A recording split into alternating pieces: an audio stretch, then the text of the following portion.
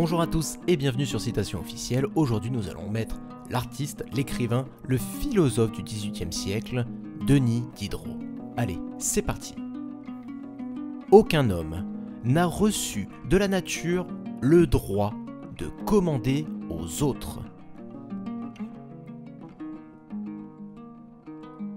Ôtez la crainte de l'enfer à un chrétien et vous lui ôterez sa croyance. Sous quelque gouvernement que ce soit, la nature a posé des limites au malheur des peuples. Au-delà de ces limites, c'est ou la mort, ou la fuite, ou la révolte. Je puis tout pardonner aux hommes, excepté l'injustice, l'ingratitude et l'inhumanité. Si vous me savez peu de gré de ce que je vous dis, sachez-m'en beaucoup de ce que je ne vous dis pas. La vie serait une comédie bien agréable si l'on n'y jouait pas un rôle.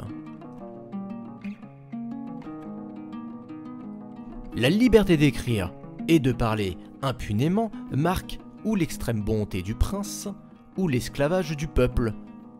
On ne permet de dire qu'à celui qui ne peut rien. Les avantages du mensonge sont d'un moment et ceux de la vérité sont éternels. Mais les suites fâcheuses de la vérité, quand elle en a, passent vite et celles du mensonge ne finissent qu'avec lui. Quand on veut écrire sur les femmes, il faut tremper sa plume dans l'arc-en-ciel et secouer sur sa ligne la poussière des ailes du papillon.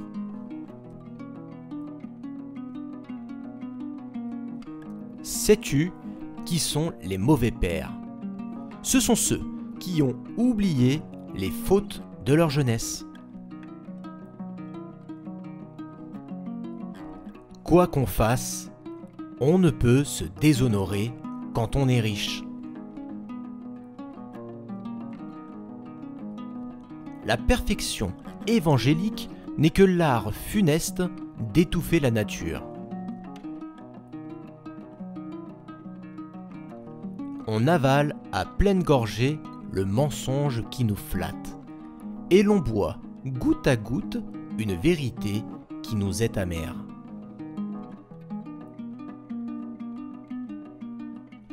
Quand on suit une mauvaise route, plus on marche vite, plus on s'égare. La larme qui s'échappe de l'homme, vraiment homme, nous touche plus que toutes les pleurs d'une femme. Quoi de plus commun de se croire donné au visage et de se moquer de celui qui se croit deux trous au cul. Il ne suffit pas de faire le bien, il faut encore le bien faire.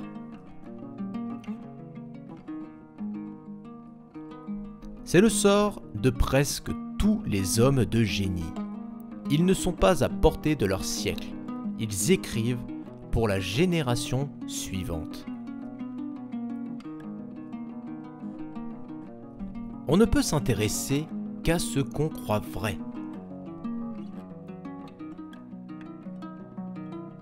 La soirée n'est jamais plus belle pour moi que quand je suis content de ma matinée. Un historien qui suppose à ses personnages des discours qu'ils n'ont pas tenus peut aussi leur supposer des actions qu'ils n'ont pas faites.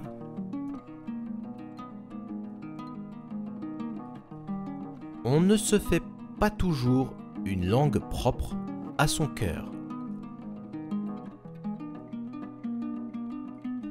Se jeter dans les extrêmes, voilà la règle du poète. Gardez en tout un juste milieu. Voilà le bonheur.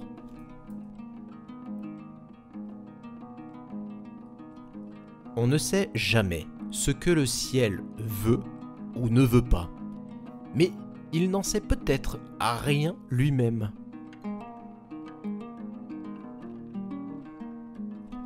Il n'est pas nécessaire d'entendre une langue pour la traduire, puisque l'on ne traduit que pour des gens qui ne l'entendent point. La jalousie est un sentiment que l'amitié n'éteint pas toujours. Rien de si difficile à pardonner que le mérite. Celui qui se sera étudié lui-même sera bien avancé dans la connaissance des autres.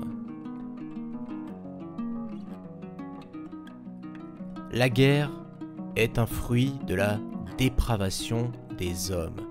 C'est une maladie convulsive et violente du corps politique. Il n'est en santé, c'est-à-dire dans son état naturel, que lorsqu'il jouit de la paix.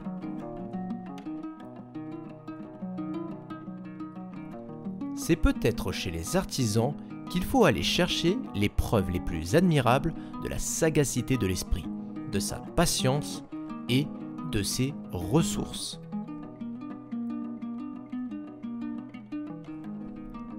Dire que l'homme est un composé de force et de faiblesse, de lumière et d'aveuglement, de petitesse et de grandeur, ce n'est pas lui faire son procès, c'est le définir. Il n'y a qu'une seule vertu, la justice. Un seul devoir de se rendre heureux. Un seul corollaire, mépriser quelquefois la vie. Les erreurs passent, il n'y a que le vrai qui reste. Du fanatisme à la barbarie, il n'y a qu'un pas. L'indifférence fait les sages et l'insensibilité les monstres. Éloigner nos jouissances, souvent, c'est nous servir. Faire attendre le bonheur, c'est ménager à son ami une perspective agréable. L'homme le plus heureux est celui qui fait le bonheur d'un plus grand nombre d'autres.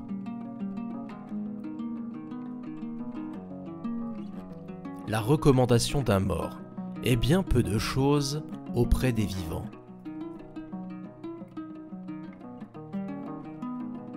Qu'est-ce qu'un paradoxe, sinon une vérité opposée aux préjugés du vulgaire?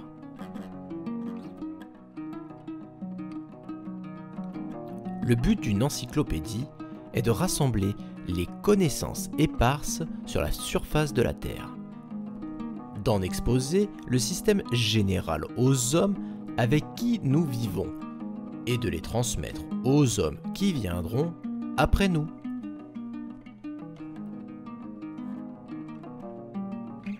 On passe les 3/4 de sa vie à vouloir, sans faire. La voix de la conscience et de l'honneur est bien faible quand les boyaux crient.